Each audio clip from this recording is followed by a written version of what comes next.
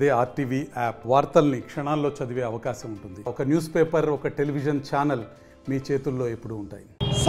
సంసిద్ international school గుర్తింపును రద్దు చేసి ప్రిన్సిపల్ పైన, కాలేజ్ మేనేజ్మెంట్ పైన క్రిమినల్ కేసులు నమోదు చేయాలని ఈరోజు ఏఎస్ఎఫ్, ఎస్ఎఫ్ఐ విద్యార్థి సంఘాల ఆధ్వర్యంలో అంబేద్కర్ విగ్రహం ముందు నిరసన కార్యక్రమం చేపట్టడం జరిగింది. ప్రధానంగా సంసిద్ ఇంటర్నేషనల్ స్కూల్లో అనంతపురం నగరంలో గత వారం రోజుల నుంచే దాదాపుగా విద్యార్థులు 38 నుంచి 50 మంది విద్యార్థులు లక్షల రూపంలో ఫీజులు వసూలు చేస్తూ విద్యాభ్యాసం సరిగా చెప్పుకోకుండా విద్యార్థులు చావబాదు. అక్కడ ప్రతిరోజు విద్యా సంస్థలో ఉన్నటువంటి ఒక వార్డెన్ ప్రతిరోజు మద్యం సేవిస్తూ విద్యార్థులు చావబాదుతున్నా కూడా మరి డిప్యూటీ డిఓ ఎంక్వైరీ చేస్తే కూడా ఇంతవరకు కూడా సంసిద్ ఇంటర్నేషనల్ పాఠశాల పైన ఏమాత్రం కూడా చర్యలు తీసుకోలేదు.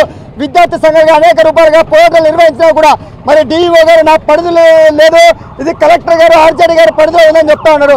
ఇవాళ తక్షణమే మరి సంసిద్ ఇంటర్నేషనల్ పాఠశాల పైన వారం రోజుల నుంచే ఇంత జరుగుతూ ఉన్నా కూడా జిల్లా కలెక్టర్ గారు, ఆర్జేడీ గారు వెంటనే స్పందించాలని చెప్పి ఏఎస్ఎఫ్ గారు మేము డిమాండ్ చేస్తున్నాం. తక్షణమే జిల్లా కలెక్టర్ గారు, ఆర్జేడీ గారు వార్డెన్ పైన కేసు నమోదు చేశారు. వార్డెన్ పైన గారు కేసు నమోదు చేసింది, ఆ ప్రిన్సిపల్ పైన, కళాశాల మేనేజ్మెంట్ పైన కేసు నమోదు చేసి తక్షణమే సంసిద్ ఇంటర్నేషనల్ గుర్తింపును రద్దు చేయాలని చెప్పి ఏఎస్ఎఫ్ మేము డిమాండ్ చేస్తా ఉన్నాం.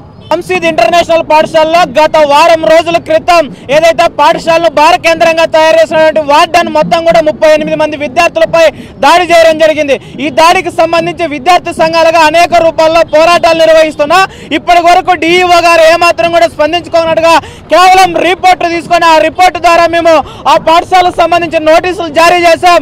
మరి యొక్క విద్యా సంవత్సరం నెక్స్ట్ విద్యా సంవత్సరం నుంచి ఆ పాఠశాల అడ్మిషన్ నిలిపివేయబడుతున్నాయి. దానికి సంబంధించినటువంటి సీజ్ చేసేటువంటి రైట్స్ నా దగ్గర లేవు, కలెక్టర్ గారు, ఆర్జేడీ గారి దగ్గర ఉన్నాయని తప్పించుకునేటువంటి ధోరణి సరైనది కాదు.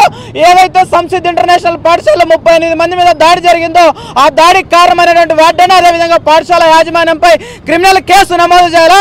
దాంతోపాటు ఈ జిల్లాలో ఉన్నటువంటి కలెక్టర్ గారు వెంటనే స్పందించి సంసిద్ ఇంటర్నేషనల్ పాఠశాలను సీజ్ చేయడంతో పాటు ఆ పాఠశాలలో ఇప్పటికే అడ్మిషన్లు జరిగాయి, ఆ అడ్మిషన్ నిలిపివేయాలా. తర్వాత భవిష్యత్తుకు సంబంధించినటువంటి అడ్మిషన్లు జరగబోవని ఓన్లీ నోటీస్ రూపంలో కాకుండా పత్రికా విలేకరుల రూపంలో నిర్వహించాలా. దాంతోపాటు అనుమతులు లేకున్నట్టుగా హాస్టల్ నడుచడము, అనేక సమస్యలు అక్కడ ఉంది కాబట్టి వెంటనే సీజ్ చేయాలని భారత విద్యార్థి ఫెడరేషన్, ఎస్ఎఫ్ఐ డిమాండ్ చేస్తున్నాం.